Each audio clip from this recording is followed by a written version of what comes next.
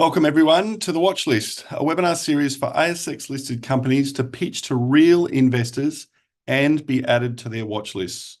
Our job is to showcase companies that are on your watch list or give you ideas of companies you might want to put on your watch list. We know being on your watch list is a big deal. Today, we're taking a slightly different approach to this. We're going to focus on a sector in the news and introduce a selection of ASX listed companies in that sector we think you should be looking at. In addition to company presentations, we've also found a genuine superstar fund manager to give his views on the sector and the opportunity presented, to give you those money can't buy insights. Remember, the webinar is interactive. We want you to ask questions of the presenters. So while they're presenting, think up some questions and submit them using the Q&A button on the bottom of your screen. Today, we're talking about uranium, which in recent days has seen its price break above the US $100 mark for the first time since 2007, which has clearly shone a light on ASX-listed companies operating in the space. Shortly, I'll introduce the presenting companies: Lotus Resources, ASX LOT, Toro Energy, ASX code TOE, and Whitecliff Minerals, ASX code WCN. But before I do, I would like to introduce respected uranium fund manager Guy Keller, portfolio manager of the Tribeca Nuclear Energy Opportunities Fund, to provide a keynote presentation and his insights as to why the uranium price is rising and what it means for the sector and the various companies developing projects. Guy, over to you.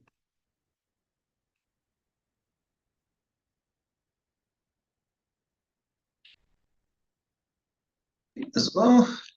Thanks, David. Thanks for having me, and Happy New Year to everybody tuned in to the live cast and watching later. As David said, my name's Guy Keller. I run Tribeca's Nuclear Energy Opportunity Fund and part of a global natural resources platform here out of Australia. I'm pretty much the only dedicated uranium fund manager in Australia and one of only a small handful of dedicated uranium fund managers in the world. We've been running this fund for just over 6 years now. We've got a solid track record of outperformance. As at December, actually December numbers not out yet. As at September, we've returned 565% net of fees since inception, and I expect that momentum to continue with the moves we've had here in January. So as David said, just in just over 4 weeks, whilst we're all enjoying the festive spirit and eating too much ham and turkey and drinking too much beer and wine, the uranium price has surged over 25%. We're sitting at $105 US per pound, and the spot price now, a price we haven't seen since before the GFC. The most important thing, I've received a lot of questions as people are coming back from holidays as to, is it sustainable? Why is this happening? Is it real? Is it financial speculation? And the simple answer to that is the spot market is a very small part of the actual pricing mechanism for the nuclear sector.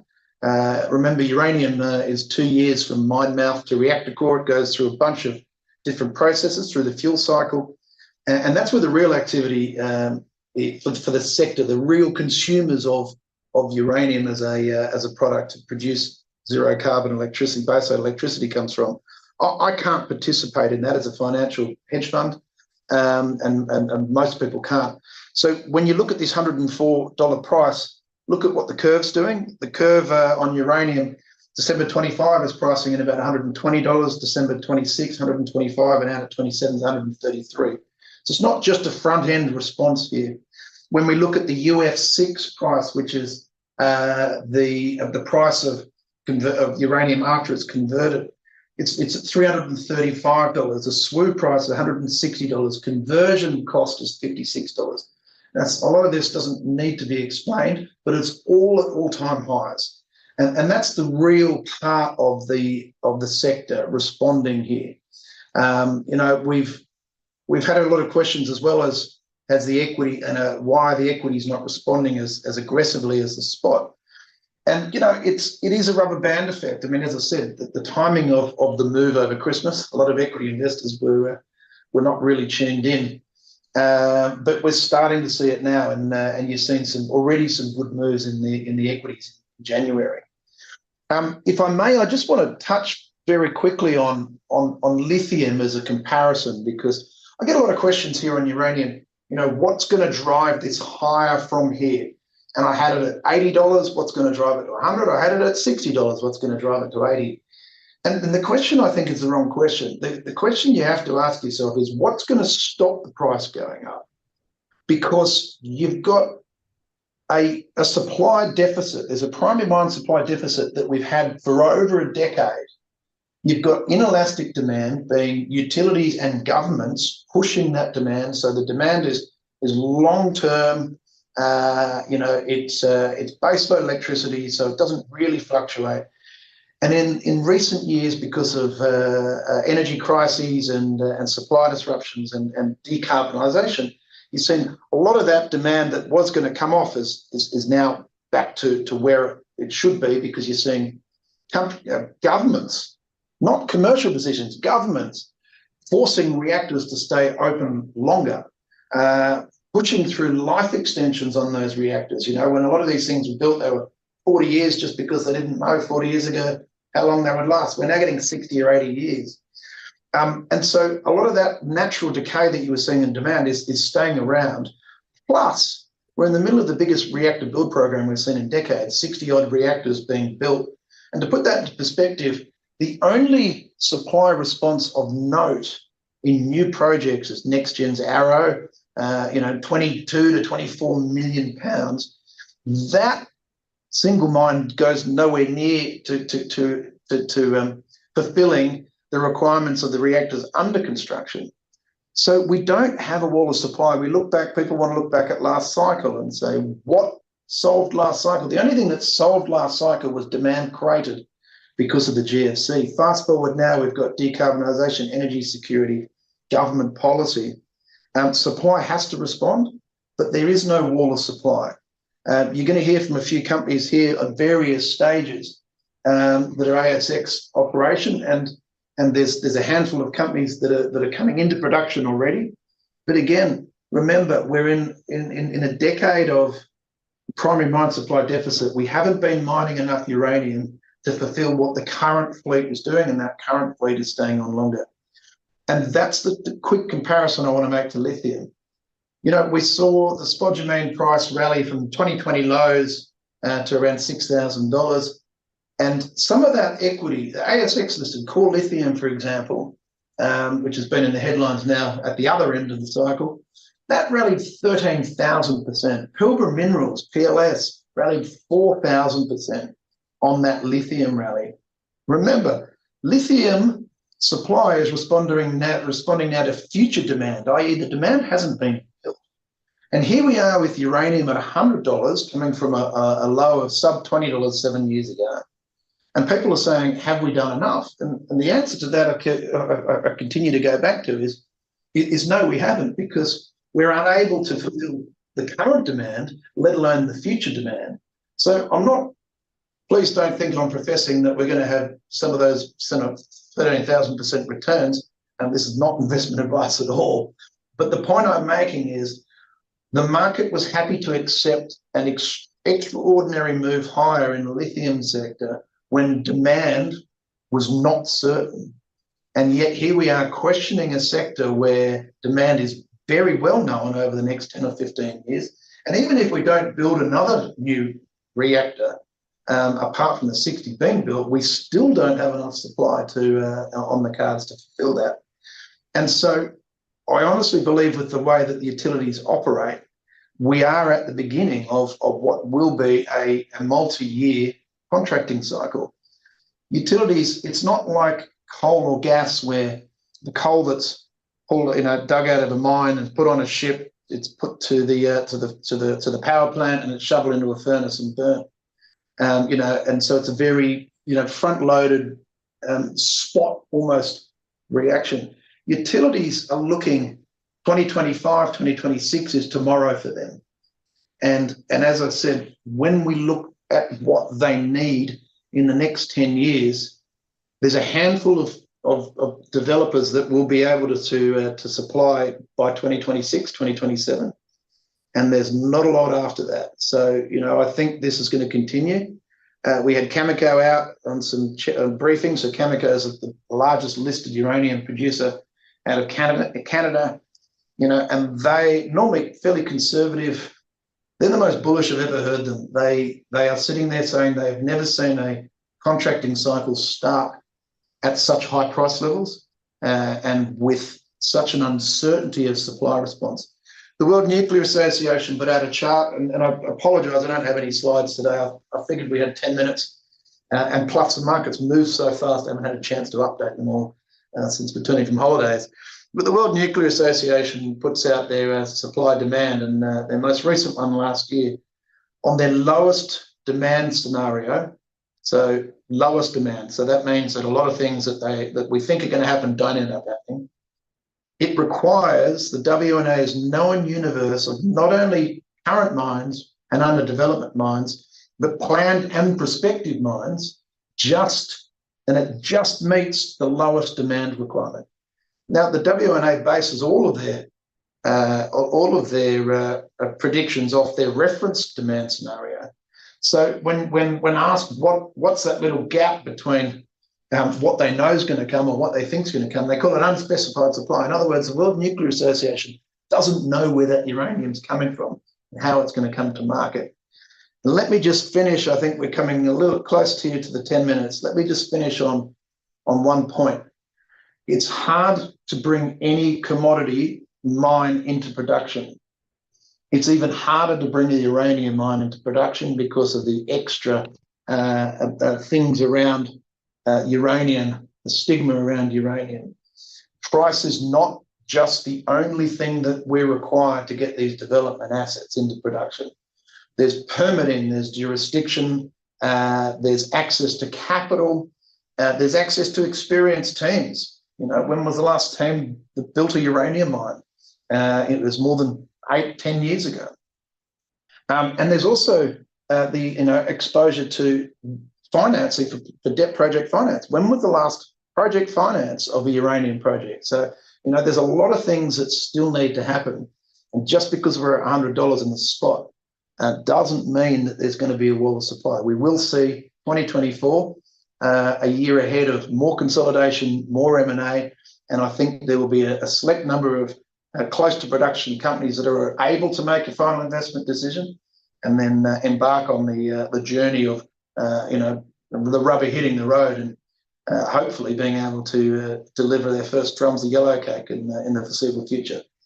So 10 minutes is what I had. I think I'll leave it there and open up. Thanks very much for having me. Thanks, Guy. A great presentation. And for those, as you said, you've been in the industry a long time, you've followed it for a long time, and are probably one of the preeminent fund managers in this space, certainly in Australia, if not through the Asia Pac and global regions. You've followed it closely and you've got some great insights, and we will actually welcome you back. We will be doing something a little bit different today. We are going to welcome you back with the other presenters at the completion of the 3 company presentations so we can have a much deeper look at the macro environment, where it's come from, where it's going to, and how big the opportunity is. So, Guy, thanks for your presentation, and we will be welcoming you back later on in the webinar. Okay, thanks, David. As I said, at the completion of the presentations, Guy and the presenters will participate in a panel session looking at the macro fundamentals of the uranium sector, so stay tuned for that. I'd now like to introduce the first of our company presenters, Keith Bowers, Managing Director of Lotus Resources, ASX code LOT. Keith, over to you. Thank you very much, David. It's great to be here and talking about our projects as well. So maybe just before I get into the main presentation, I always like to show this as a starting slide in my presentation deck, that there is a picture of the Keynote uranium asset. So Lotus as a company owns 2 uranium projects, the Keynote project, which is located in Malawi, and our second project, which we just completed the acquisition of in November of last year, is the Letlhakane project located in Botswana. But that's Keynote for you there. That's a photo that was taken of the site a few years ago. clearly shows to everyone, I believe, that all the infrastructure required to be able to start Kayelekera is in place, and therefore the capital and the time requirements for us to bring this asset back online are relatively short. Next slide, please. Obviously, won't spend a lot of time on this. This is just regarding our disclaimers and forward-looking statements. This is available on our website for people that would like to see it. So just from a corporate perspective, where is the company at the moment? Share price as of yesterday was around 33.5 cents. That's Australian cents, giving us a market cap of around $580 million. We have zero debt at this stage. As of the September quarter, we had approximately $15.9 million in the treasury, and that money is more than sufficient to see us through the work program I'm about to talk about. Well covered from a number of brokers at this stage as well. And if you just have a look at the pie chart there on the left-hand side there, you'll see a breakdown of the registry. Obviously, very significant ownership from our management team. We've been involved in the project since day one. A lot of retail in there, especially from the Australian side, but we're actually building up our global retail presence as well. ETFs, both the Global X and the Sprott ETF, are heavy investors in Lotus, and we're expecting to see a re-rating from them as well in the next couple of weeks, which we think will be very, very positive for us. Institutions are also starting to take a significant portion in our register moving forward as well. Next slide, please. So what is Lotus about? Well, Lotus is a company that is obviously focused on uranium production. We have the two assets that we are looking to bring back into production. Kayelekera is a low-cost, short-term project that's ready to go into production. Letlhakane is a much bigger project, has around 190 million pounds of uranium in its resources. We see this as being the long-term growth strategy for Lotus moving forward. We know that Kayelekera has got about a 10-year life of mine based on the feasibility study that we put out in August of 2022. However, there is still some exploration upside associated with that, and we could see that life of mine being extended or alternatively the production being increased as well.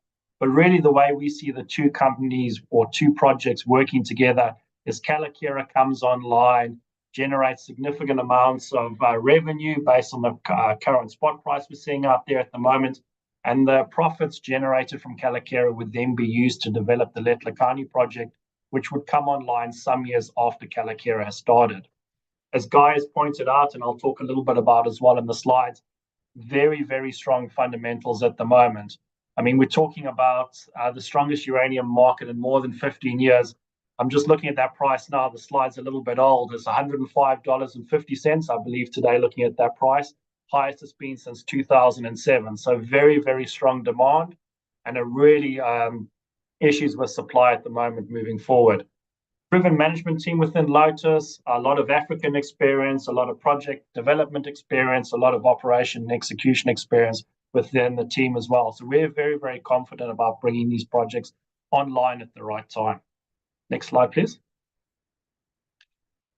So what are the two projects we've got? So as I mentioned, Kayelekera in Malawi, existing plant and infrastructure is all in very good condition. We require about $88 million, that's US million dollars required to be able to restart this asset, about a 15-month time frame as well required to refurbish this asset. The asset operated previously, so it's a past producer, operated between 2009 and 2014, produced about 11 million pounds of uranium during that period, and was shut down in 2014 effectively due to economic reasons. As Guy has hinted at, post the GFC and post Fukushima in 2011, the uranium price crashes, spot prices down into the low 20s. Kayelekera's operating costs were in the mid-30s. At that point in time, the project was no longer economic, and they put it into care and maintenance to effectively preserve the ore reserves. The project itself has a mining license and all the environmental permits in place. So again, this helps us ensure a short and sharp refurbishment and startup period associated with it as well. We can also access skilled local workforce. A lot of the previous operators from Kayelekera are still in the area, still looking for jobs, looking to come back and restart this mine up with us. Letlhakane, as I mentioned, much bigger project, resource of around 190 million pounds of uranium. That's a very, very large resource. The project itself has its mining license in place. There is a historical feasibility study that was done back in 2016. that looked at around 2.4 million pounds per annum of production for about 18 years. We have a slightly different way of looking at that project, and I'll talk about that in a little bit when I talk about the future work programs. Also important to note, the Letlhakane project is located next to some really good infrastructure, right next to a sealed road, right next to a railway line, rail siding within the mining lease boundary. Substation exists within the mining lease boundary. Bore field for getting water also very, very close to where the mine is as well. So the project has got some really good infrastructure, which of course helps us in terms of not only developing the project, but also reducing the capital as we go about doing that as well. Next slide, please. So Guy's touched on this a little bit. And this is some of the numbers that he was talking about, or the graphs on the right-hand side over there. So again, this comes out of WNA. This is their September report. And I think what's interesting us from a producer side is really the graph on the bottom. So we start off looking at the top graph there. What is the power generation forecast from the WNA in their reference case? So this is not their low case, it's their reference case. It's not even their high case. Today, or in 2022, power consumption or power generation was around 366 gigawatt equivalent. Their forecast is for that to increase by about 3.6% per annum up until 2040, where we would see something in the order of 680 gigawatts of electricity generated during that period from the nuclear power stations. As I said, what's interesting for us is, well, where's the uranium going to come from to be able to feed those reactors? In 2022, reactor demand was around 169 million pounds of uranium, yet existing mine supply was only 130 million pounds. That gap was filled by material coming in from secondary sources, and secondary sources are predominantly inventory, but also underfeeding in the conversion process. But if we look forward into 2030 and specifically into 2040, the existing mine supply, so this is without any new mines coming on, this is the existing mine supply. In 2040, the reactor demand sits at around 335 million pounds per annum. And again, I'm talking about the reference case here, not even the high case. So in the reference case, 335 million pounds of uranium will be required by the reactors to be able to deliver that 680 gigawatts of electricity. Yet the existing mines today in 2040 will only be producing 65 million pounds of uranium. There is a huge amount of room for a large number of uranium mines to come online, and these mines have to come online to be able to deliver the uranium required by the reactors. And the only way that a large number of these mines can come online is if there's a continuing increase within the uranium price moving forward. Next slide, please. Just quickly touching on how we see the two projects moving forward. So as I discussed in one of my previous slides there, Keynote is our first project that we want to bring online. The bottom graph there, the blue bars, show the production profile coming out of our feasibility study that we put out in August of 2022. As you can see there, a 10-year life of mine, very strong production potential in the first 7 years. That production potential drops off as we start to feed material from the stockpiles that have been produced as we're mining from the pit. But that's the opportunity where we see Letlhakane coming in. And in fact, based on the recent work that we've done, we could see Letlhakane coming in even earlier. So that green box there represents the potential for Letlhakane. And what we're trying to demonstrate to the market here is that Lotus as a company will be in a position to be able to deliver uranium as a minimum of about 2.5 million pounds per annum, up to as much as maybe 4.5 or 5 million pounds per annum of uranium for the next 20 to 25 years. And that's the story that the utilities really, really like when we talk to them. So that really puts us in a strong position when we start to talk about offtake agreements with the various utilities moving forward. Next slide, please. So in terms of our value proposition, well, where do we compare against our peers? We've grouped our peers into two different groups over here, restarting mines such as Boss and Paladin with their projects in Namibia and in South Australia, of course, Peninsula as well, with their project that they're starting up in Wyoming as well. The average weighted valuation, if you talk about it, dollars per pound in the ground, for those companies sits at around $8.50. If you look at companies that are developing greenfield projects, you talk about the DPLOs, the Bannermans, the Aura Energies, the average price, or in terms of dollars per pound in the ground, sits around $2.10. Lotus, which has a combination of a restarting mine plus a new development site as well, based on its current valuation, is sitting around $2.10. We believe there is significant upside for our share price to increase such that we can become competitive with the other companies out there that are restarting assets moving forward. Next slide, please.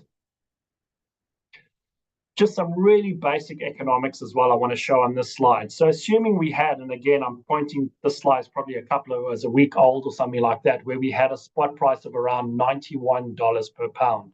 If you look at our operating costs, Kayelekera operates at around $30 per pound, an additional $8 per pound required to get to our all-in sustaining costs. That means we have a margin of around $53 per pound. On our 2.4 million pound per annum production rate, that equates to approximately $125 million EBITDA. And again, if you assume the $88 million of capex required to restart this asset, that means the project or the company has a payback period of less than 1 year moving forward. Those are really, really strong economics for any project, I believe, out there at the moment. Next slide, please. I just want to quickly touch on what are the next steps with the various projects. So as I've mentioned, Kayelekera, we want to bring Kayelekera online as soon as possible. We're looking at some financing opportunities, specifically looking to appoint some debt advisors.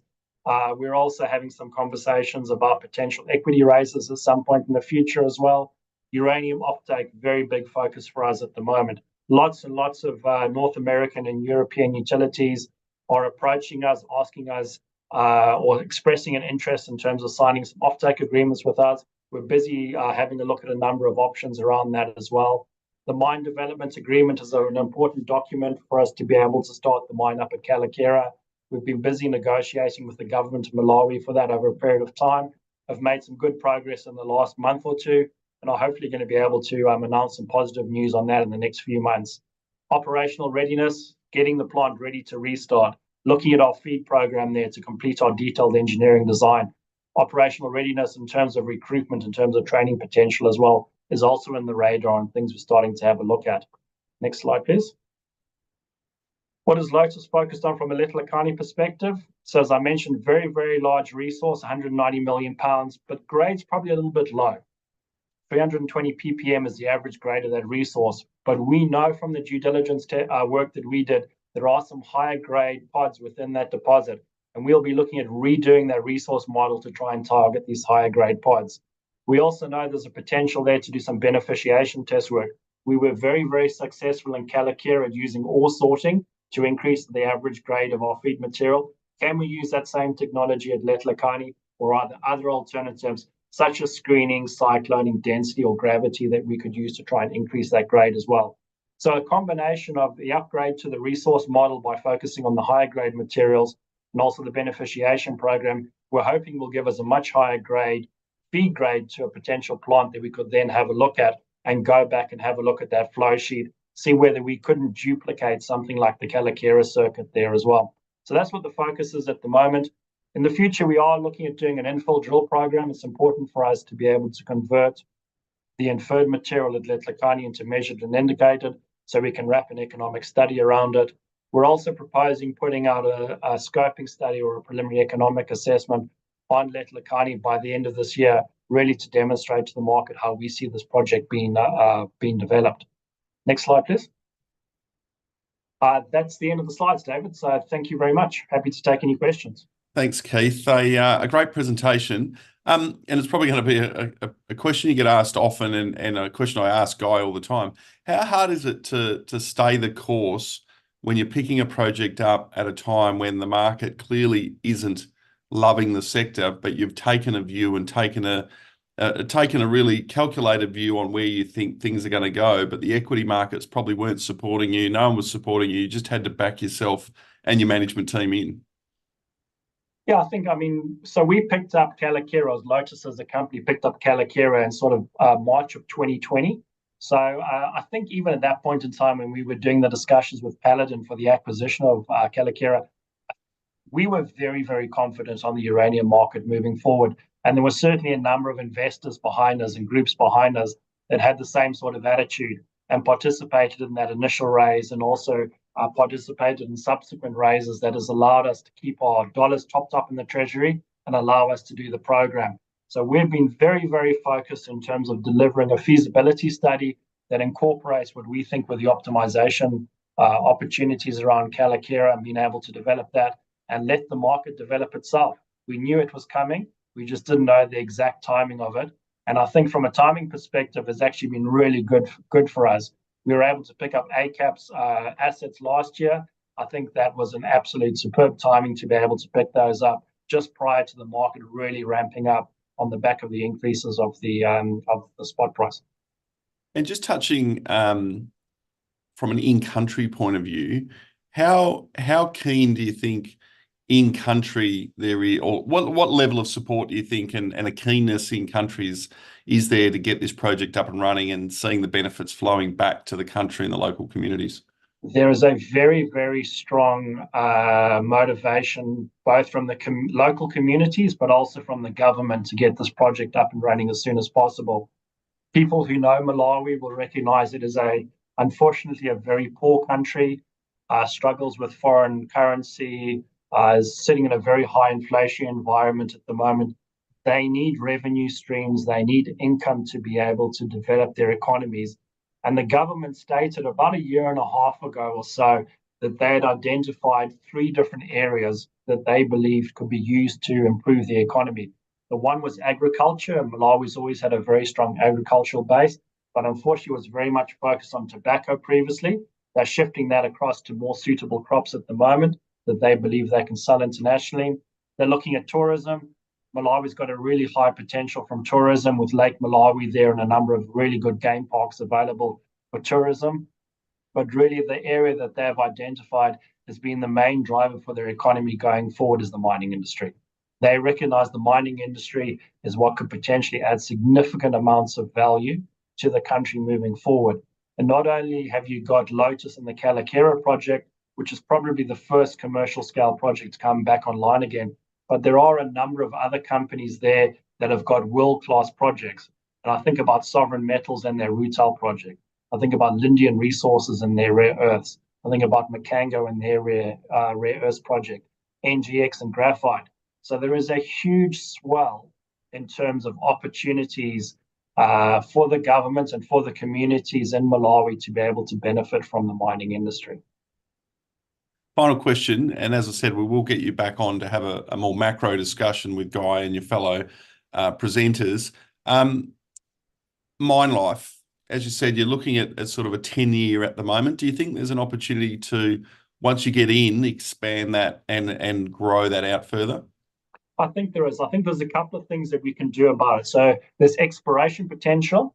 Now, within the mining lease area, there might be a little bit more uranium there, although I think we've covered most of the potential targets in that area pretty well. But what's really exciting for us is what's on our exploration tenements. So we own a further 4 exploration tenements outside of the mining lease. One of them is called Livingstonia, which has a small resource on it. It's about 4.5 million pounds of uranium at the moment. However, the drill program that we did 2 years ago has identified some further high-grade trends that we could follow up to try and grow that resource. And the tenement next to it is called Chilumba, where we did the first drill program ever on that tenement, again, about 2 years ago. We've hit uranium mineralization there. We think there's an opportunity to be able to develop that into a resource going forward. So we could certainly look at that as being the future feedstock for the plant. It's not that far away. It's 90 kilometers away from the existing mine. However, the material is very similar to Keyelekera. The opportunity there, I think, is a satellite pit with a small crushing plant. The ore sorting technology that I spoke about for Keyelekera should be applicable to that material. We produce a high-grade concentrate material that we can then truck up to site and put into the Keyelekera processing plant. There is one other growth opportunity as well that we're trying to get our heads around. 2 different material types of Keyelekera. The Arcos unit, which is the sandstone and hosts most of the material. There's also a second material type called mudstone. Mudstone also carries uranium grades over there. We're limited in the current circuit of how much mudstone we can put into the circuit due to physical reasons, including rheology and viscosity. However, at the end of that 10-year life of mine, there is circa 10 million pounds of uranium still left in those mudstones. If we could modify the circuit or put a side leach circuit onto our process to treat that, that's an additional extension to our life of mine just by using that mudstone material. Thanks, Keith. Great presentation. And as I said, we'll get you back on in a little bit to have a bit more of a conversation at that macro level, but clearly a well-defined plan, a management team ready to kick some goals into 2024 and beyond. Thanks for your time. Excellent. Thanks very much, David. I'd now like to introduce Richard Homsany, Executive Chairman of Toro Energy, ASX code TOE. Richard, over to you. Hi, David. Can you hear me? Yep, got you loud and clear. Thanks. Okay, great. So thank you for inviting Toro to present at your webinar today. Have you got the presentation up? Yep, great. So if you could turn the page. So that's our disclaimer. Next page. So this page gives you a great précis of what Toro has in its energy portfolio. We've had the Wiluna uranium project for some time now, which is 62.7 million pounds of U3O8 and 68 million pounds of vanadium pentoxide spread across 3 deposits: Lake Way, Lake Maitland, and Centipede Millipede. All of our ground in Toro was staked or pegged for uranium, but because it's in a prolific gold mining district, in the bearish years for uranium, we explored for minerals other than uranium. And our Dusty Nickel project has come up trumps. We've made 4 ore-grade discoveries in different locations of massive or semi-massive nickel sulfide. Similarly, we have, because it's a mature gold district, we've also got gold potential on the ground that is contiguous to Dusty and even on Dusty itself, which we didn't explore heavily. Once we made an early nickel discovery, we focused on that. We also have a uranium exploration portfolio of 28.2 million pounds across 3 projects in WA, 2 of which, Dawson, Hinkler and now Thanna, are proximal to the Wiluna uranium project. And we also have a joint venture interest in Namibia with Deep Yellow and Jogmec. Again, the tenements are in world-class locations near operating mines or about to be operating mines. Next page. So Toro has a market cap of 53 million, which we think is very low, and hopefully you can see that by the end of this presentation. Our board and management are quite experienced in uranium. We've either got over 20 years experience, including myself, or 10 years experience in executive and non-executive responsibilities with uranium. For example, I've had responsibility for Lake Maitland, either executive or non-executive, for almost 20 years. Next page. So all up, we have 90.9 million pounds of uranium, 68 million pounds of vanadium pentoxide. We do have environmental approvals which need to be reinvigorated and amended when the government policy in WA changes. And we are currently undertaking studies into our uranium to optimise Wiluna. Lake Maitland, one of the 3 deposits making up Wiluna, has a joint venture hanging off it with Japanese parties, which include a Tochu and a syndicate of nuclear power facilities. And I'll explain that in a minute. So we conducted a scoping study on Lake Maitland alone. So just Lake Maitland, not any other uranium deposit we owned. And the results were quite stunning, with a NPV of 610 million before tax.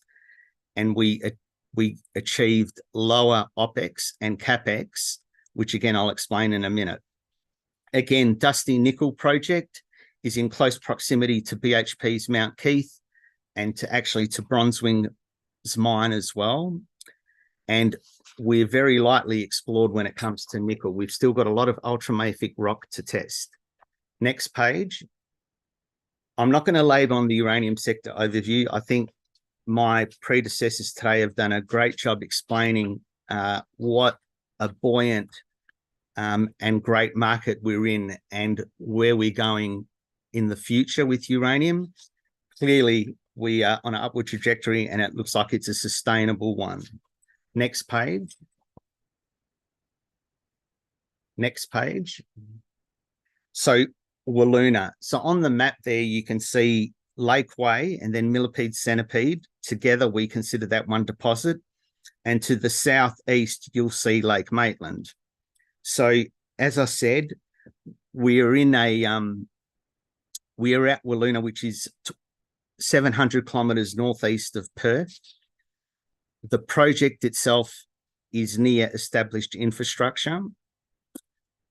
We've got 62.7 million pounds of resource that make up the production profile, and the vast majority of that, almost 100% of that, is in measured and indicated category. The deposit is shallow. Most of it is 10 metres or less. In some areas, it goes up to 15 metres.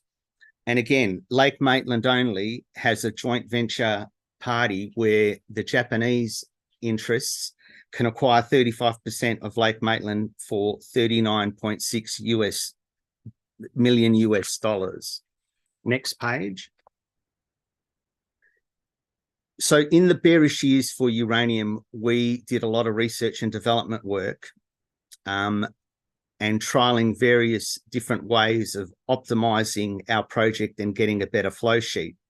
At lab scale level, we were quite successful, and we reran a Lake Maitland pit optimization. So Lake Maitland only, because we have Japanese joint venture partners only on that, and because Lake Maitland is clay dominant and most amenable to any optimization through beneficiation. So doing a pit optimization, effectively you see that map or the diagram on the page where previously we were only going to mine the red coloured areas. With the pit optimization, we are now going to mine both the red and the green coloured areas. So essentially the pit rim cutoff grade has lowered.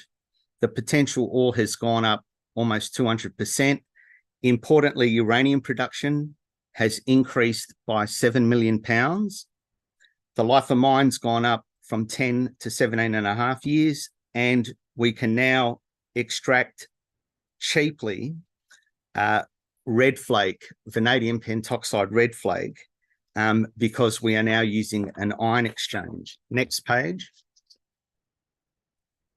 So that tells you the various increases in Lake Maitland from our own internal work about 10 years ago. There's a transformational effect on Lake Maitland. Next page, please. So we ran a scoping study to take into account the revised processing flow sheet from our years and years of research and development work. And again, because Lake Maitland is clay dominant and most amenable to the beneficiation, we just did a Lake Maitland standalone scoping study, which delivered a 610 million pre-tax NPV, a 2.5-year payback, EBITDA of 1.7 million over the life of the project, and an average EBITDA per annum of 100 million. So every week we potentially will generate $2 million of EBITDA. The capex came in at 270 million Aussie or 189 million US, and that includes 20% contingency and 15% for EPCM. The life of mine C1 cost was an excellent $23 a pound, and the life of mine all-in sustaining cost is a very, very, very good number at $28 US per pound of U3O8. And all of this was done on the basis of a $70 uranium price and a $5.67 vanadium price, both in US, and an Australian exchange rate of 70 cents. Next page. So this was the sensitivity analysis we did. The base case is scenario 1. We are now closer to scenario 2 because of the current exchange rate. And you can see that just on a exchange rate being 65 cents as opposed to 70 cents, which is what our base case was, we've got an extra 70 million in NPV. So one of the work streams that I hope to release shortly is that we will refresh our Lake Maitland only scoping study to update it with more current numbers to see what increase in value we get. And we think, obviously, it'll be an outstanding result. Next page. Again, this is just a summary of all of the excellent and robust financial outcomes of the scoping study. And we will produce 22.8 million pounds of U3O8 out of Lake Maitland only over the life of mine, and 12 million pounds of vanadium pentoxide. So we're averaging 1.3 million pounds of uranium and 0.7 million pounds of vanadium per year. Next page. So I'll gloss over that page, so we'll move to the next one. So because of the clay dominant nature of Lake Maitland, we found that by beneficiation, so screening and cycloning, right, we remove the low-grade coarse and the low-grade fines, and we get a beneficiated product, which is 1/4 of the original size, over 3 times the U3O8 grade, and has a recovery of 84%. We undertook this study over many years. Next page. So the beneficiation step of screening and cycloning, so de-sliming, that makes your leach feed now, when all of the clays are gone, amenable to filtration. That means we can wash the leach feed and remove the deleterious salts, the gypsum, the celestine, and have a product that, because of the removal of those elements, you use much lower reagents, you use much reduced in size leach tanks, and most importantly, because the chloride's not there, you can go to an ion exchange. Next page. So as a result, this is the flow sheet that we are going to pilot this year. We're very happy with the result. Next page. And because of this beneficiation and filtration step, the removal of the chlorides, the salts, everything becomes lower in size. So from the environmental footprint, it's a much lower environmental footprint. The CapEx has been reduced by about 60 million from our last time we had a look at this for the whole of project. The OpEx is significantly lower. It's a mind-blowingly lower number. And because of the beneficiation and the filtration, we can use ion exchange, which means we can get out the vanadium very easily via so it reports to a separate stream, and now we've got a valuable byproduct. We're not in a rush to sell the vanadium. It doesn't make or break the Lake Maitland project. So we can stockpile it and sell it for when it's a decent price. We assumed in our studies a $5.67 US price, but we think we can realize more for that as we go along. So as I said, everything is smaller. The leach tanks could even fit in your backyard garage, I've been told. So on the uranium front, what we're currently doing is a study to incorporate materials from Lake Way and Centipede Millipede into our Lake Maitland processing operation. So all of Wiluna, we're looking to see how we can mine all of Wiluna, not just one. So again, work is progressing well, as you saw by a release this morning. And we think there's another transformational effect on the value of our project coming with that study. In addition, we're going to rerun Lake Maitland in a Lake Maitland only scenario where we have a joint venture partner at a higher uranium price and more realistic exchange rates and costings, or updated ones. If I could get you to turn to the next page. So Dusty, we've made 4 discoveries of massive or semi-massive nickel sulfide. Some of these discoveries are actually on Lake Maitland. So next page. So there's a diagram for you to see. So next page. You'll see some of the results we're getting, 9 meters at 2% nickel, including 2 meters at 4%. This is all massive or semi-massive. 2 meters at 3.5%. We're getting at dimmer over the page, we're getting 4 meters at 1.16%, 3 meters at 1.4%. So these are all grade discoveries. And because of this potential, we're probably going to look at breaking up the company and demerging the nickel from the uranium. Next page.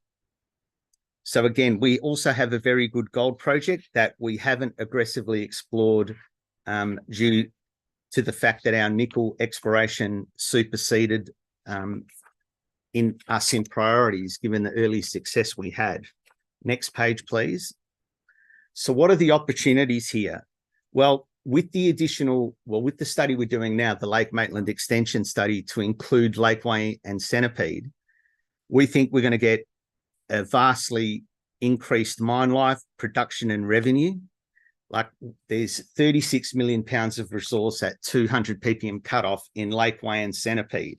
And we've only evaluated Lake Maitland standalone. That alone got us 610 million. So the potential to truck materials down and process it at Lake Maitland is something that we are considering right now, and looking to see what sort of number we get and what kind of cost efficiencies we can get. We also have an exploration project in Theseus is the leading one that we could turn our attention to this year and potentially explore. We're also going to do a pilot program to test the beneficiation circuit for all of our uranium deposits in the Wiluna Uranium Project, so Lakeway, Centipede and Millipede. That will, again, give us a great knowledge as to how we can maximise this project and increase it way beyond the 610 million NPV that we got just on the one project alone. So the fact we've only looked at one of three and the other two deposits are very substantial in terms of uranium inventory should give any potential investor and our current shareholders a lot of optimism as to what could be possible for Toro moving forward, and increasing the value of Wiluna.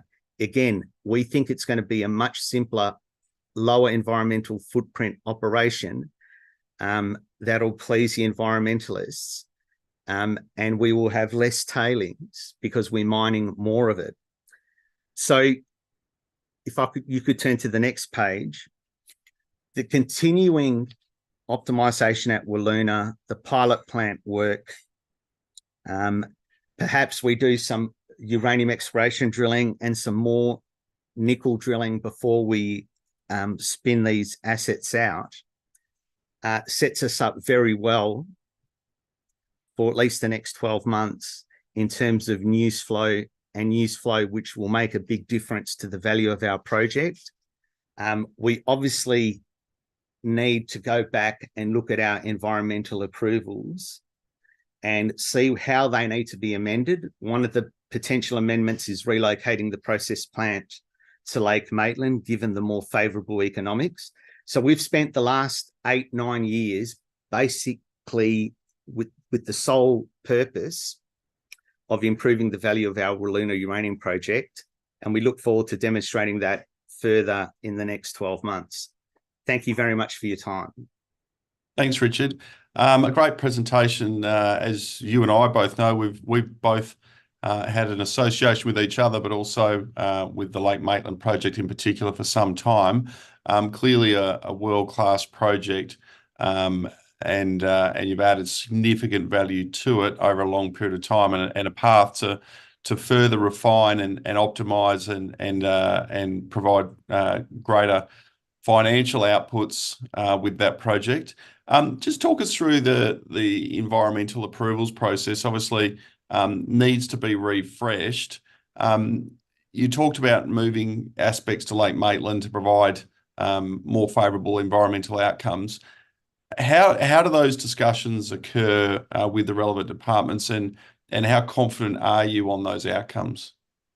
Yeah, so I should say that this project, all of Wiluna, was permitted in 2017. So we're not talking about, when Gough Whitlam was the Prime Minister, these projects were permitted. We're talking as recently as 6-7 years ago that this project was approved by both state and federal government. Obviously, ideology has changed here, but we think that the current conversation around nuclear and the current conversation in WA around burying nuclear waste from the submarines and for medicinal purposes across Australia, WA becoming the backyard, whether it's on Garden Island, whether it's on mainland, is going to turn the attention to why are we not allowing the uranium exploration industry to come online here in Western Australia. The fact that the price is moving up now into triple digits places more pressure on the government, more than just me and my peers here going to the government, and we will go to the government very shortly as an industry, so unified amongst the uranium players here. We think that'll put pressure on the government, because previously they could say no and it would have no practical effect because no one's bringing a mine into production at $40 a pound U3O8. But now that we've got what looks like a sustainable higher price environment for uranium, that is what's going to put pressure on the government to reevaluate why they should just keep saying no. But we will have those discussions, but doing it respectfully, not putting the government in a very awkward position. I think they're already in an awkward position due to the market fundamentals. Yes, so we will approach them as an industry, and the plans are already underway to do that.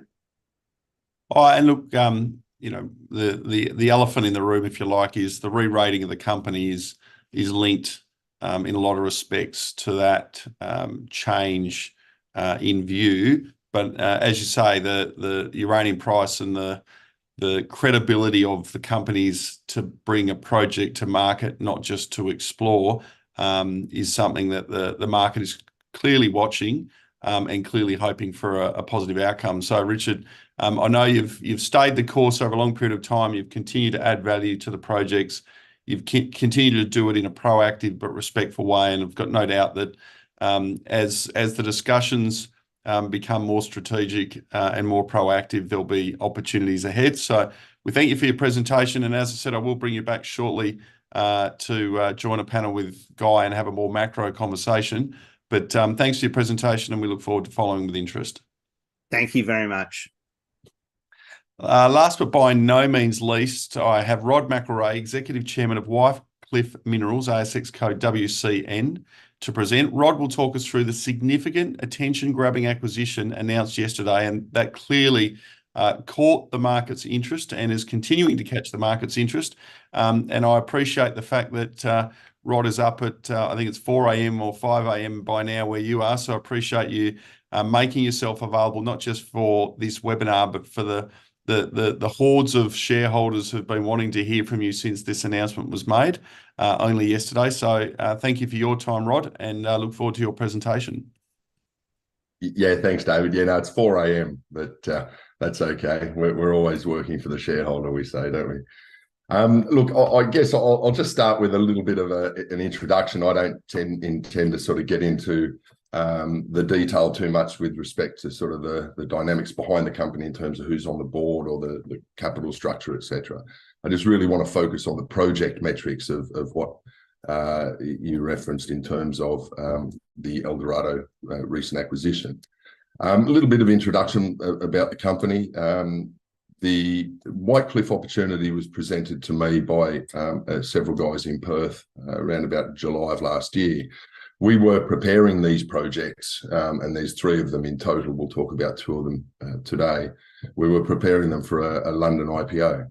And because of sort of long-standing history and relationships, I'm an old Perth guy. I've lived in London for about 15 years now, but some long-standing relationships back there, and the Wycliffe opportunity just made a lot of sense at the time. I've worked in the uranium sector for many years, from 2004 to 2014. I was the vendor for the Langer Heinrich project for Paladin.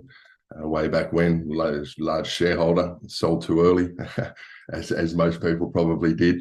So I sort of have a deep understanding of this sort of project generation and getting these things to the feasibility level study.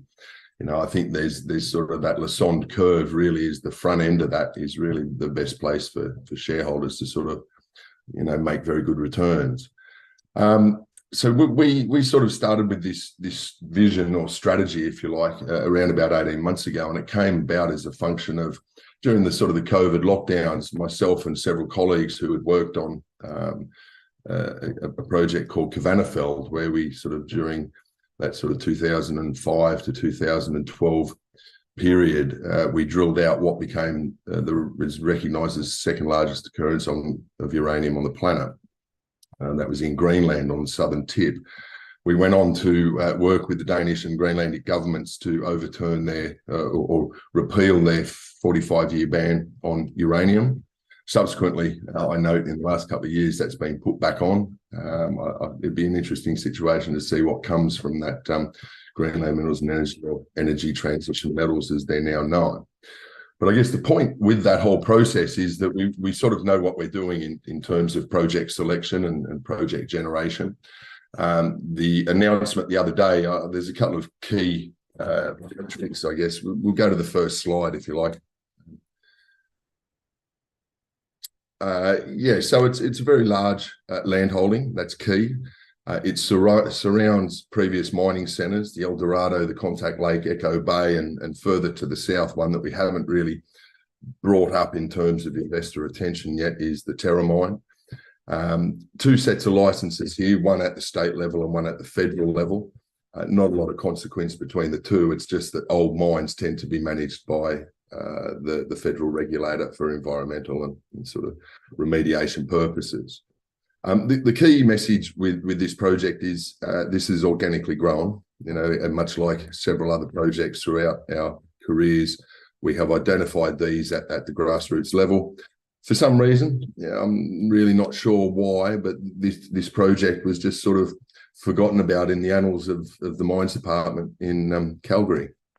And one of my colleagues over there was, you know, during, as I said, during COVID lockdown, just spent a lot of time in the basement reading old paper reports and identified this. So I think that the key with this really is, instead of this being a large vend where, you know, a listed entity may pay anything from sort of, you know, $5 to $55 million for a project of this nature, and how, taking into account how advanced it is, we only paid 150,000 Canadian dollar facilitation fee for this consultant to lodge the licenses and make sure all that administrative paperwork is done on the Canadian side. So what that means in the short term is all of that value really is attributed to existing Whitecliff shareholders. There is a sort of a long history here. It started in the 1900s. You know, in the very early 30s, it started to get a little bit of momentum. It produced uranium at El Dorado initially, from the sort of mid 30s through to the sort of 50s. Due to uranium price collapse, the El Dorado mine shut, and then the regional mines kicked in, because what this project, I guess, represents is not just uranium. What we have here is a model that is a sort of an IOC, or an iron oxide copper gold, and that is a similar geological model to Olympic Dam. In fact, this project is recognised by state surveys as holding the highest potential for IOCG mineralisation in all of Canada. Now, that's quite a badge of honour when you take into account what Canada represents as a mining jurisdiction. So these El Dorado, Echo Bay and Contact Lake deposits really are sufficient expressions of sort of a vertical vein fill. High grade tends to be sort of the last gasp of the emplacement mechanism of all these fluids that go through and drop off all this metal, precipitate all this metal into these very reactive volcanic rocks. And so these old historical mines, as you can sort of see there with all the markings, represent sort of the high-grade expression of what is believed to be a much larger bulk tons, probably lower grade ore body at depth. So we're going to be working there in earnest this year. We have an enormous amount of data that has been assimilated over the last sort of 12 months, because one of the things with these types of projects, they take a while to sort of get organised. This hasn't happened in the last 72 hours. This has been months in the making. Large amount of data that needs to be worked through, very high grade expressions here with sort of broader anomalous regions throughout the license area. For those of you that sort of live on the East Coast, 3,300 square kilometres is around about 1/3 the size of the Greater Sydney region. So, it's a substantial land area. Next slide, please. So just a little bit of a photo there of the Radium Point mine processing facility. It was an underground mine. It was discovered, as I said, in sort of the early 1900s. They've done extensive mines here. I wouldn't sort of suggest that these are in any way in good condition. I think that the whole process really needs to sort of start again in terms of an exploration and a geological model evaluation process. There's two ways to sort of approach this. You're sort of looking for these crackle veins, etc., and or you're looking for sort of the bigger targets, the IOCG, which from all interpretations are sort of a long strike and at depth of these things. But if you look at the scale here, that El Dorado long section, you're only talking that main area is only sort of, 600-800 feet along, that encompasses the main shaft and the 4 main veins that were exploited. These veins can be traced for kilometres. So we have an enormous amount of confidence that we're going to be able to extend known mineralisation. As I said, we have databases here of a lot of historical results that just due to their high-grade nature, we weren't necessarily confident reporting these to the stock exchange, because, we've all got too many scars from doing that. But I think one of the things we will be doing is validating these results over the coming season with a view to getting some drill rigs in here ASAP. Next slide, please. So, you can sort of see just from this other picture as well that this is a proper province at one stage. This has the the reputation, or is recognised as being Northwest Territories' first operating large-scale mine. It, over the course of that sort of 40-year period, from the late 30s through to the very early 80s, produced what is a significant amount of metal just out of 3 relatively small mining centres. These numbers, if you add all of that up, that's more than $2 billion US dollars in today's value that was produced during that 40-year period. Now, interestingly, and this is really rare in the terms of the commodities world, or the mining sector in general, the exploration sector, is to be able to walk into a region, a proper region, right? This is Canada, and find a project of this nature without any license on it. It's remarkable. And one of the good things about Canada in this part of the world is that there's a lot of service providers up there. I'm not sure how many of your viewers are familiar with sort of the economic significance or consequence or situation of our Canadian brethren, but they're not in too good a shape, their industry over there, certainly their exploration industry. And so one of the things that I think Australians have done very well is position themselves in terms of the lithium, and now we're going to see other projects come to the fore as, we sort of benefit from, capturing that lithium wave in Australia that has monetised our industry to seek resources and reserves all throughout the world. So we're very excited by this project. It's cost us nothing. So, we're coming from a very low base here, I think, in terms of peer comparisons. You can do your own metrics, but we've got a market capitalisation of 19 million Australian dollars. And that's sort of circa £10 million. And I can tell you that a lot of people here in the UK find that very cheap, relatively great value. And I can sort of see a very strong share price response to the news as it comes out, as we develop this project and make it more appreciated in the wider market. This is something that we're going to be working on heavily leading up into the field season to make sure that the whole world actually understands, that Radium Point's now back online. So next slide, please.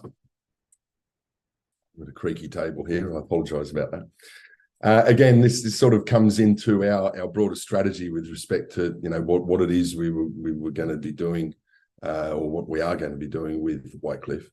I think one of the things that we took on very early, and it comes as a function of recognising the market dynamics between the spot, the long term, and some of these guys in Canada, I refer to them the smartest guys in the room. They sort of come in and they swipe the spot physical. And what that means is as the price steps out, they're sort of dropping a little bit of supply out for the reactors. The interesting thing here, and everybody's got their view on uranium. I don't intend to spend too much time on it, but this has only just started. One of the things that a reactor has is almost an indifference to the uranium price. It's such a critical input to the overall process, a capital investment of $10 billion versus a price per pound of a couple of hundred. They're just price insensitive, this stuff.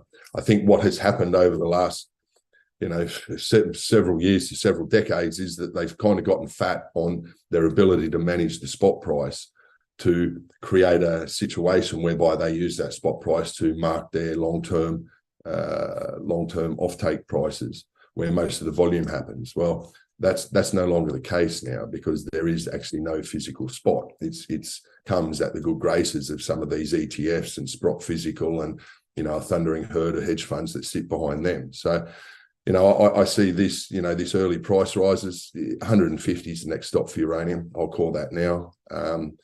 And I think we've positioned ourselves beautifully to take advantage of that.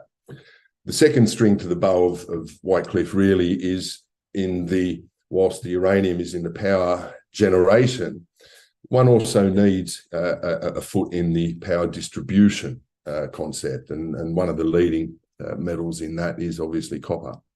We, again, through pretty solid geological work by the team, some of the guys I work with, they identified this project, and we subsequently took out very large licenses, holdings right up in the Northwest Territories. For those of you that are familiar with this part of the world, but unfamiliar with us as a team and a sort of a experience, we've spent the best part of 20 years, probably even longer now, working in the Arctic. We spent a long time working in Greenland. We have a number of projects over there. We've got joint ventures with large American private equity funds, and we understand the logistics and the climate and what needs to be done. And all of our mistakes, I think it's fair to say, have been made back when we were younger in this part of the world. We have a very clear understanding of what's required to operate here. And I think that during 2024 is really going to be one of these years where we confirm what we have, we expand on what the projects represent and what their potential is. And, as I said, there's a third project hopefully coming in here shortly that probably just as big, if not bigger, than all of these things, that fits into this overall strategy of where the company's going. Next slide. Yeah, look, I mean, I'm not, again, don't want to sort of bore people, because I think, we've come to the sex and violence end of the webinar now, but these geological models are very well understood. They're recognised globally as being very productive for metal production and or emplacement. This is the model for the copper mine deposit. Similar sort of model can be applied for IOCG. You're talking large amounts of fluid in the system, deep plumbing, reactive rocks. It's just what type of metals have been dissolved in the fluids that are travelling through these sort of reactive rocks, etc. But they always tend to be involved, associated with volcanics. As I said, a large amount of fluids. If you can sort of see just over to the left of this visual, those sort of red cracks, to a certain extent, that's what we're looking at in terms of both Copper Mine and the Radium Point, is the sort of surface expression, the blow off of really these last gasp volatiles as sort of all this emplacement takes place. They tend to be very high grade, low tons, but you can sort of get a start on these things. The bigger picture here, though, really is going to be sort of chasing down the plus billion ton resources in terms of the sediment hosted red bed copper, and also these IOCG deposits at Bear Lake. And probably all we need to do on that. Next slide, please. So yeah, look, I mean, this chart, it was kind of pretty groundbreaking when it first came out. I think every investor had an inkling that this is the case just through hard-won experience. But one of the things I've always found as an investor in the commodity space is you've got to be at the start of the curve. You don't want to be at the top of these things where you're sort of moving into what is kind of generally considered a news desert, or just an orphan period, or even certainly, relatively speaking, I mean, starting production's fine if that's your thing. But I've always found the best part of the market returns are always on that discovery phase, reevaluating old assets that you get cheaply and bringing them back to life, so to speak. For example, Langer Heinrich, went to several $1 billion with Johnny Borshoff. Several other projects that we've done over our lives. Greenland Minerals and Energy under my management went to almost $1 billion ASX 200 company until the 14 collapse. And this is where we've positioned Whitecliff to take advantage of these discovery phases that we will be undertaking in 2024. We've got a bright future in front of us. We've got a lot of support out of England that will be brought to bear now that these two assets certainly have sort of been announced. A third one coming. It's pretty well telegraphed over the next couple of months. So yeah, look, I think that sort of covers it all. I don't think there's another slide. Okay. We better talk about our Australian stuff. So when I first joined Whitecliff, they had quite a large portfolio of rare earth, lithium, and gold, and various commodities. It was quite a well curated portfolio. I think one is can be fairly certain that we are going to be moving this set of assets on. Hopefully as an entire portfolio. I think in their current form altogether, they represent enormous value for a potential acquirer.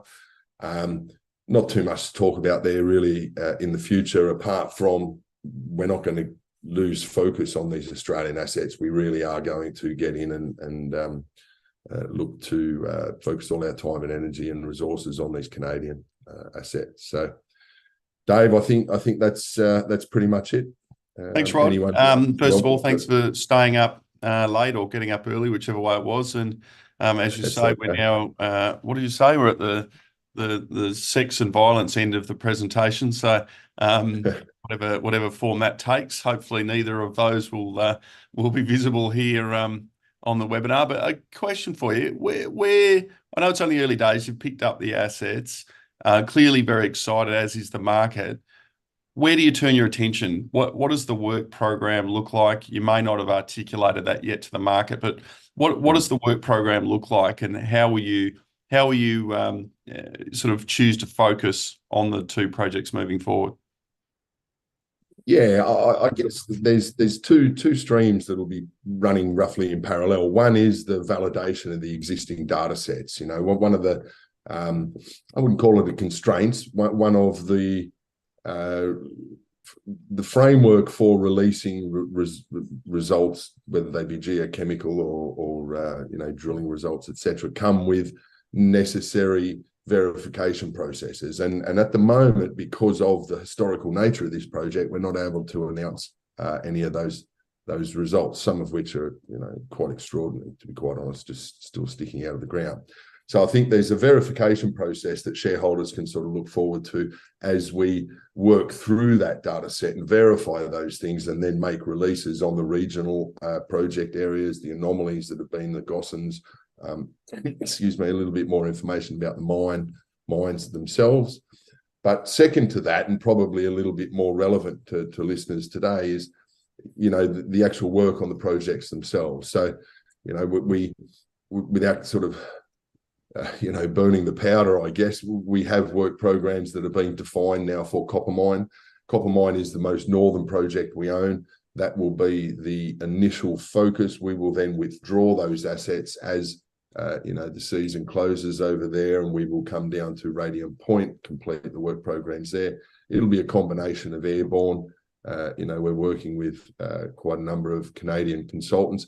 Interestingly, Dave, one of the things in Canada, and I touched on this before, just because of the economic situation or whatever it is in Canada, there's a lot of service providers, and you can get some really good rates for activities through all these sort of third person or third party contractors, whether they geophysical, geochemical, drilling, etc.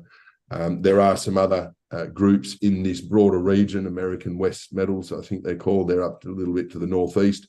We're sort of looking to replicate their success in terms of contractor selection and piggybacking off their guys who are already in the area. So just cutting down that mobilisation, demobilisation, reducing the cost of the overall program is really core to the approach there. But yeah, a lot of results. I mean, really, the key value, if I can leave listening interested parties with a bit of a hook here, the key metric here is to get these projects back on the map, because they're in some cases, the copper mine hundreds of years old, sort of lost in the annals of time. Radium Point, lost for the last 40 years. Get these projects back on the table, get them in the peer tables, get people understanding actually the true scale of these things. And, that's when you're going to get your real move in the share price. Final question before I welcome everyone to the panel. You are familiar with permitting challenges, safe to say. Mm-hmm. How does this jurisdiction compare to some of those jurisdictions you've worked in previously where you have had permitting success? How does this jurisdiction compare?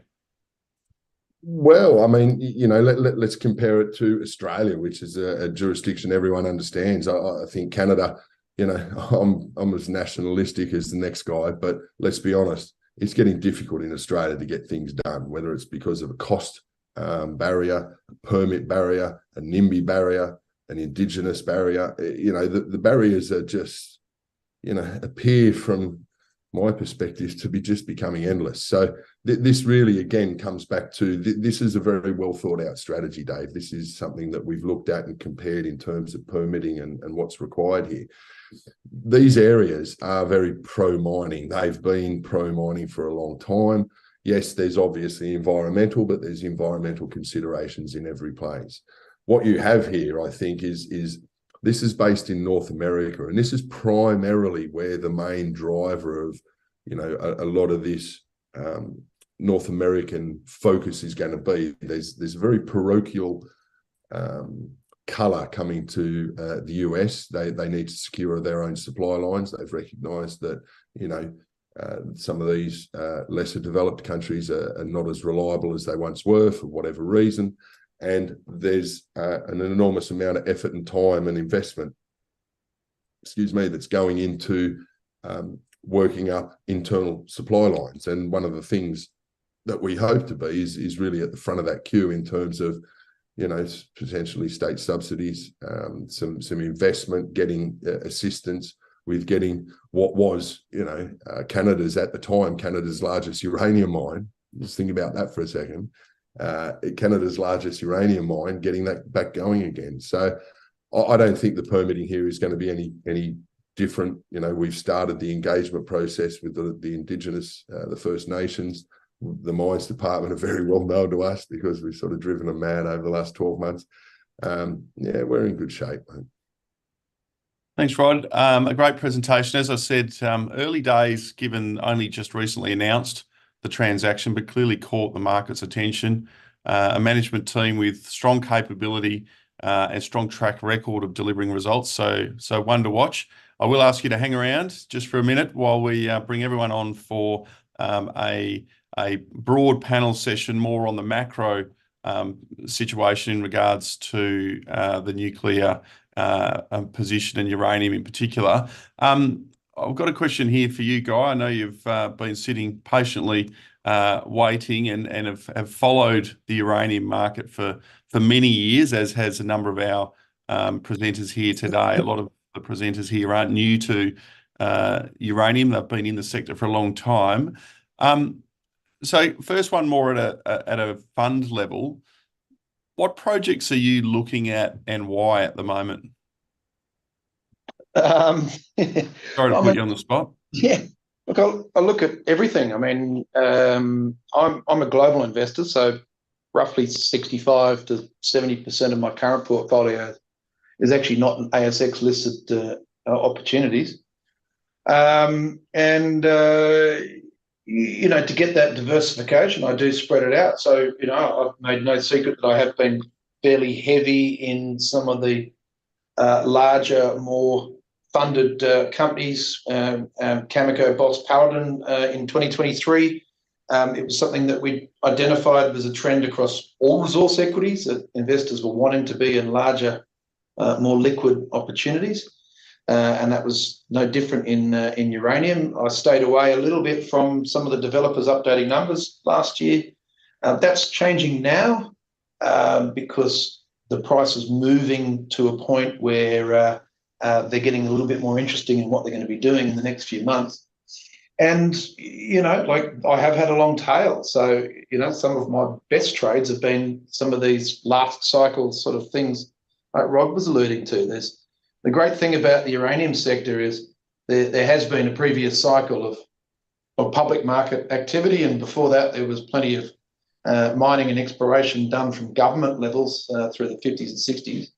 So there are a lot of historical gems that are going to pop up from last cycle to be able to play as well. So, you know, the trick is just being, as I said, it's not really probably the answer you wanted, but you have to be broadly across the whole market cap stack and jurisdictional opportunity set. A question for Richard.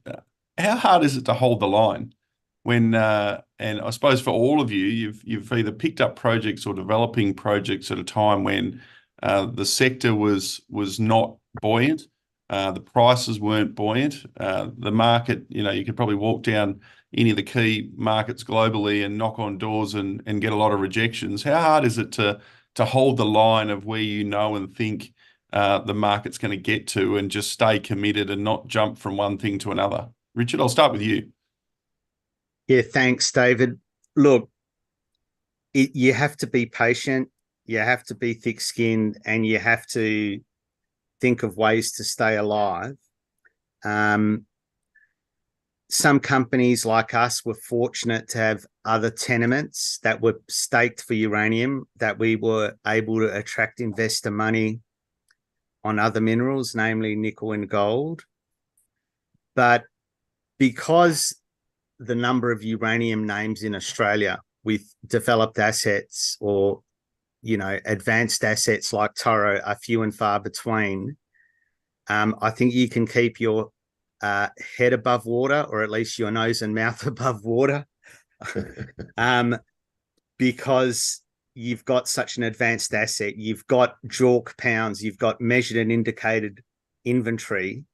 That's what's helped us keep going. And because, look, I got involved in uranium with ERA. I used to work for North, the major shareholder of ERA, who had a mine up at Ranger. And when I worked for the group, uranium was $9 a pound. So and they were producing and selling. So when uranium hit $20 a pound, you always thought, well, at least it's twice as much as, the absolute floor, which I experienced in the 90s, late 90s. But yes, you have to be resilient. You have to think of ways to keep going. And we're fortunate enough that we got exploration success on nickel. And yeah, we've got to remain patient again to help convince the government that they need to reevaluate their policy on this. And what about you, Keith, picking up a project that had clearly was well known at the time, a big shot, if you like, of this is where we think things are going to go. So we're going to back ourselves in on picking up a project and then convincing and reassuring, if you like, the government that we're here for the long haul and not just for the short ride. Again, you picked it up as the market was starting to turn, but you still had to have that resolve and then convince others to put their money in the bank when they could have put it into a whole range of other exciting things. How hard was it, and how focused did you have to remain? I think Rich has made two good comments there. I think patience is probably a really, really important requirement for anyone that was in the industry a few years ago, but also belief as well. I mean, you have to have a strong belief that the market is going to improve, and that's certainly what our team felt. We haven't been in the uranium space for that long, but certainly of all the commodities that we were looking at a few years ago, we certainly felt uranium was the one that had the greatest opportunity for improvement going forward. I think also you have to have a really strong understanding of what you have. I mean, Keynote, I think as a project within the industry, was recognized to have some problems associated with it, some of them technical, some of them cost problems associated with it. And really, we spent a long time looking at that project, understanding what the issues were, trying to put together a strategy that we believed could overcome those issues. And that was the work that we did for the first year or two once we got hold of the project, was actually going through and doing those technical programs, looking at things like acid, looking at things like ore sorting, even simple things like connecting a plant to a national grid. I mean, that single activity at Keynote has reduced our operating costs by $6 or $7 per pound. It has a huge impact on it. But how do you go about and do that kind of stuff is also important. So you need to understand exactly what you've got. You need to understand where you think you're going to get there and plot out a solid plan to get there and communicate that to your shareholders, communicate that to the investors, and get them to buy into the story with you as well. And Guy, I'm going to put you on the spot and sort of, I think, fairly pump you up. And every time you and I have this conversation, you hold your hand to your face.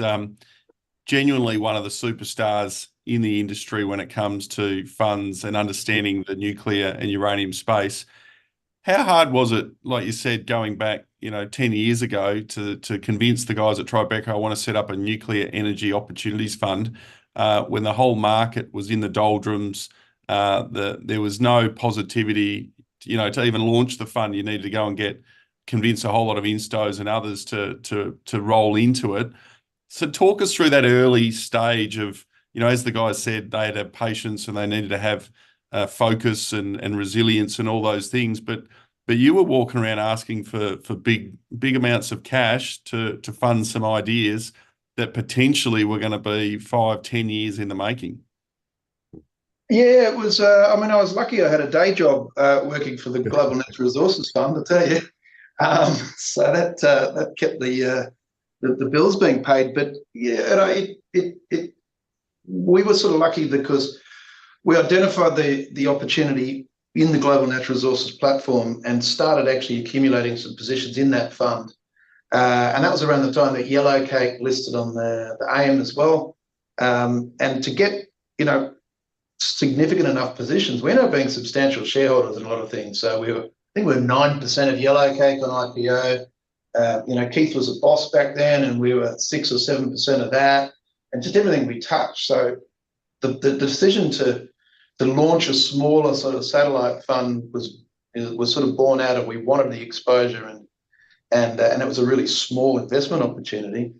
But yeah, when we launched that, it was basically a bunch of partners here at Tribeca who who seeded that fund with a few, rusted on uranium bulls that were investors in our global natural resources platform.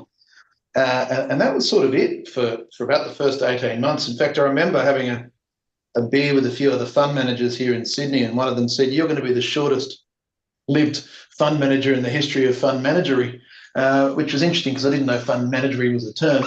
Fast forward 4 years later, he's on site at the Boston honeymoon in South Australia, wanting to get up to speed on the sector. And I reminded him of that conversation. We had a giggle about it. But yeah, it was the one positive for me was I became pretty popular with all the guys in the uranium sector when we announced that there was somebody who was just going to be focused on uranium as an institutional investor. So I did have a fair amount of a period of time back there in the early days where I was able to pick the brains of the guys here on this podcast and webinar and others globally, and really get into the weeds of the sector and really skill myself up in a short period of time. And it was access that others are now struggling to have because there's a lot more people trying to rush in to get themselves up to speed. So yes, we were early. Yes, it got a bit lonely, but we were sort of fairly convicted that just the sheer fundamental mismatch amongst a political change in sentiment was going to eventually play, and it did. It took longer than we expected, but I don't think it's going away. Just touching on that, and Richard touched on it a short time ago. You talked about political sentiment and the change in political sentiment, both at a micro level, at a country or even a state, through to a regional level. Are you seeing that change occurring maybe at a faster pace than what everyone is expecting, given the whole clean energy, the energy dynamic conversations that are happening, that states that maybe and countries that maybe were reluctant historically to be in that discussion are now noticing or acknowledging that it's a discussion they need to be well entrenched in? COP28 was the perfect example of that, and the perfect example that Australia and Australian politicians are asleep at the wheel. Here we are in the UAE, which 15 years ago was just starting to dream about nuclear, and now 25% of their electricity is coming from zero carbon, 24/7 baseload electricity being nuclear. But more importantly, 24 countries agreed on a pledge to triple nuclear capacity by 2050 in order to meet decarbonisation targets. COP 27, 26, 25, 24, you go back, there was, nuclear was just not on the agenda. And suddenly this year, or last year, 2023, front and centre. And we sort of sit here in Australia and forget that there's a whole bunch of countries that are not Australia that are throwing billions of dollars and multi-decade commitments to ensuring a nuclear future, to give them that zero carbon baseload electricity that we have to have if the world is serious about phasing out things like coal and then gas. Now, I won't ask anyone in this room to comment on that, apart from Guy, because he's allowed to say those things without fear of feedback from the country owners of the respective projects, Richard's in particular. Rod, question for you. You've been involved in uranium for a number of years, particularly at the exploration development end. Just talking back, similar to what Keith and Richard and even Guy were talking about, you go through waves where you knock on a door and all the doors open when you're there talking about lithium 2 years ago or gold 5 years ago or other commodities. How lonely was it walking the streets at various times, knocking on doors about uranium and wanting to tell a uranium story versus, even the last 3 months, knocking on doors saying, hey, we're looking to pick up a uranium project, and even the last 24 hours, the sheer weight of interest that's come through from people wanting to know and hear more or buying shares and supporting the company? Yeah, I was sort of fortunate, I think, in many respects, Dave. Good luck just as much as good management in terms of having a resource to drill out whilst you're telling that story. The old Kvanefeld project was something that was originally very similar to Radium Point, was defined by the Danish State Nuclear Agency. It was going to be a feed source for what was Denmark's, what at the time was going to be their nuclear industry until that sort of groundswell and 3 Mile Island, et cetera, et cetera.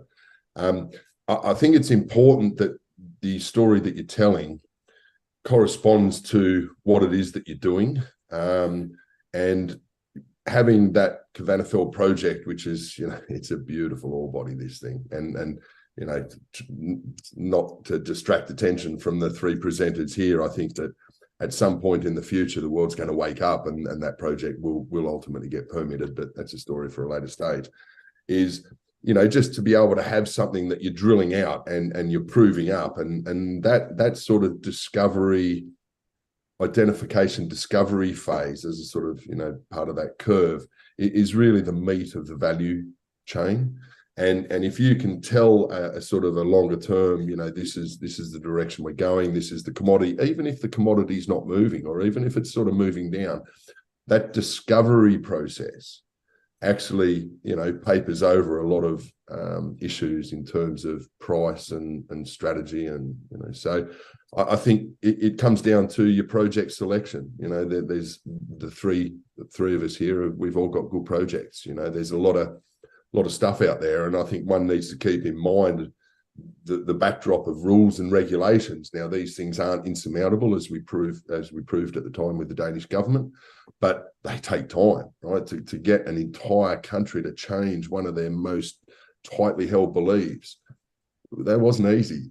And so you got to dedicate time to it. You got to be prepared to dig in. It's trench warfare. You guys down in Western Australia, you've got the same thing with the state government. You can't give an inch. You got to push. You got to push. Every centimetre you can take from them is a centimetre you take for yourself. So, regulatory stuff is the hurdle. We all know that. Final question, and it is for the group, so I'll let everyone sort of have a think about it as I read it out, and it's a good question. Last time uranium prices were at these healthy levels, around 2007, buyers started to push back on the price. This has partly been answered by the speakers, as we've talked about, but how high can prices run before the generators start to complain about their margins? Given the shortage of supply, are producers better placed to maintain higher prices this time round?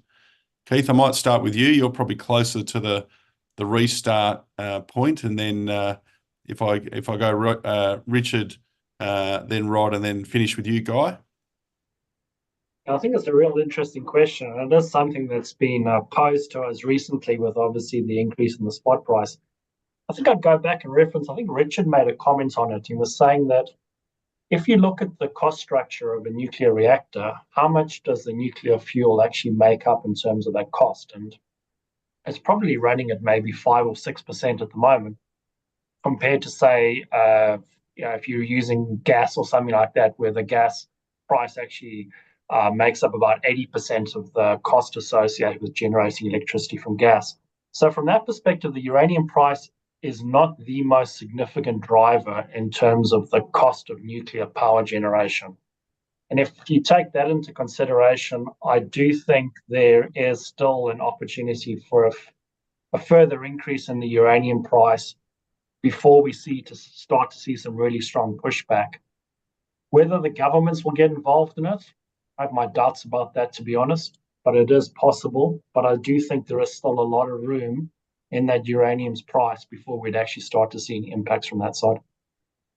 And Richard? Oh, we got you on mute, I think. Sorry, yeah, I would endorse strongly the views of Keith just expounded. The cost of uranium in the fuel cycle is very minor, so it can tolerate more headroom in the current from the current uranium price, and of course having more supply come into the market helps long term for energy security, energy diversity, and and the ability to continue with this clean energy source of nuclear power. An interesting question, I'd put it to Guy. The pounds that the Sprott Uranium Trust are accumulating and other similar smaller funds are accumulating, that's pounds being taken off the market. I'd like to know Guy's view on how those pounds will ever see the light of day generating electricity. Does someone have to take over Sprott or Yellowcake to get their hands on that inventory, or is that inventory just staying locked up away from the market for decades and decades? That's also another contributing factor to the supply squeeze. You don't have the decommissioning of the old weapons from Russia, and now you've got dedicated funds buying physical. So I think there is, the uranium price at these levels is not going to harm the nuclear power companies too much. Of course, there'll be pushback at some point, but don't think we're anywhere near there yet. Before Guy jumps in, I did note that Rod, in his ultra bullish phase, is predicting 150. So clearly, he doesn't think that the uranium producers and the power companies are going to be too affected by both price increases, but also sustained price increases.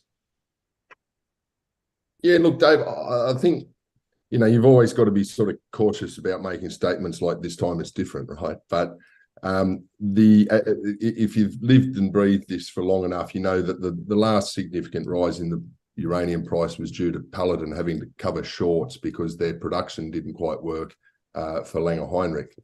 And that just happened to coincide with, a mini ESG process that the humans were sort of evolving through at the time. And that sort of led to a broader interest in the stock. The price of uranium ran to 160, but it was really, the fundamentals weren't there. It was driven by a scramble to cover that short.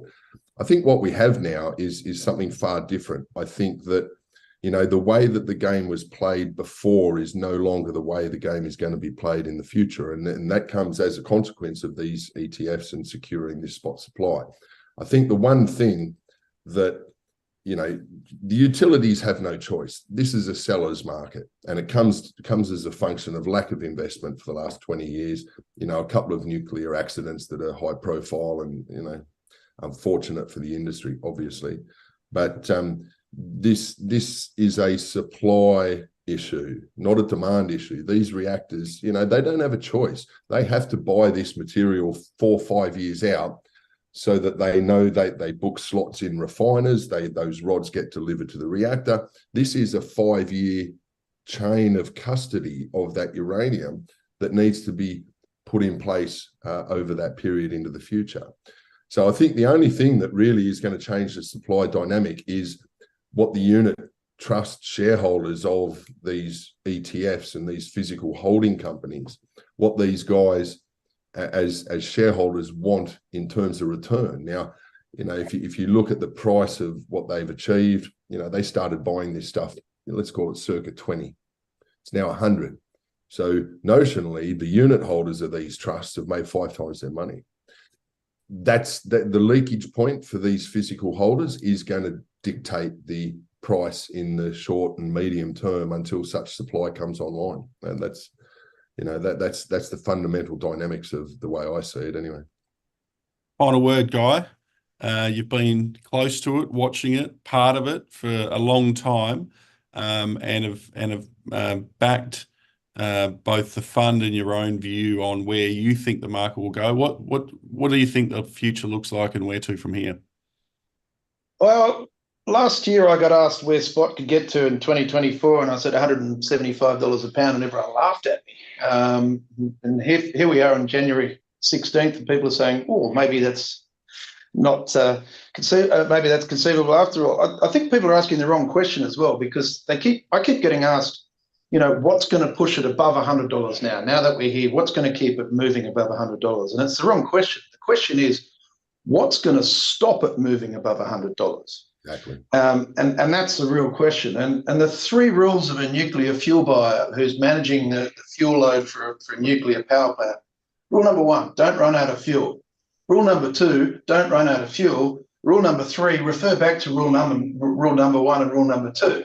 So, when it comes to that sort of equation, the price sort of becomes irrelevant. And again, we got tabled that at the Global Uranium Conference in November last year. Uranium was a $200 contract, not spot. If there was contracts being done at $200, what does that do for the generators? And the question that I wanted to ask back on that was, if uranium's contracting at $200, where's thermal coal and where's natural gas? Where are those prices? And also, how committed are governments to decarbonisation and energy security as well? So in the US, we've got a production floor of whatever it is, $15 a megawatt hour. There's production tax credits for whatever colour hydrogen comes out of uranium, out of nuclear. I can't remember the colour. If you produce hydrogen from a nuclear power plant, you'll get a tax credit. So there's plenty of things that you can give back to the utilities, or you put in a carbon price of coal and gas to accommodate that. So it sort of doesn't matter. To Richard's point before, like last cycle, financial hedge funds who are holding physical uranium at Port Hope, Confidant, Compurex, assuming they've filled out the 400 forms and police checks and government checks to do so, as we saw last cycle, you will see them dripping uranium in as it hits the price that they think it's going to get to. But what are we talking? We're talking 100, 200, 300,000 pounds. We're not talking the 30-odd million pounds we need a year to satisfy it. And with respect to SPUT, it keeps filing a shelf prospectus. So they've got another $1 billion in which they can go and use to. So if somebody comes and bids a premium, they'll just go and issue all those shares, buy more material, and of course it would continue to perpetuate. So, the only sort of risk you have with those structures, SPUT and perhaps Yellowcake, is if government steps in and tries to regulate that out or make it illegal. But that's a really long bow to draw on trying to restrict a physical ETF being a publicly listed securities exchange, especially somewhere like the US where they free markets and what have you. So it comes back to that simple equation again. At what point? And besides, if you believe the price reporters, the term contract's only at $68, so the utility shouldn't have a thing to worry about, surely. But of course, we all know that's backward looking, and that's going to re-rate the next few months. But I think everybody's made some really good points there. Once you've built a nuclear reactor and you've financed that over a 40-year life, and you're now getting 60 or 80 years out of that, and the whole nuclear fuel bundle is 15% of your costs, why wouldn't you keep it running? Especially when you're producing zero carbon or low carbon, if you want to get fancy, base load being 24-hour, 7-day-a-week electricity that the world's going to require. Otherwise, we're going to run on intermittency and rolling brownouts and blackouts. On that note, we will close today's webinar. I do thank everyone for participating, Guy, for your insights, and to Richard, Keith and Rod for introducing what your respective companies are doing, but more importantly, sharing your insights and knowledge in relation to the wider market from a macro point of view. We have gone a little bit over, but we sort of took a view that it was a conversation worth having, and these conversations don't come along often enough. So a lot of interest in the conversation. So I thank each of you for your time and participating today. For everybody who joined in and watched the webinar, thanks for joining in, participating and firing through a whole pile of questions, a number of which I'll share with the presenters because there's still a few to go. As I said in the introduction, the purpose of this webinar series is to give you the opportunity to engage directly with companies that are on your watch list, or give you ideas for companies you may want to put on your watch list. Deal directly with the management, hear directly from them and ask questions. If there are any companies you want us to talk to or look at in the future, drop us a line. We'd love to get them on for you to hear more from. But to each of you who presented, thank you. Guy, thanks for your insights as always, and look forward to catching up with you all again soon. and have a great day. Thank you. Thanks very much.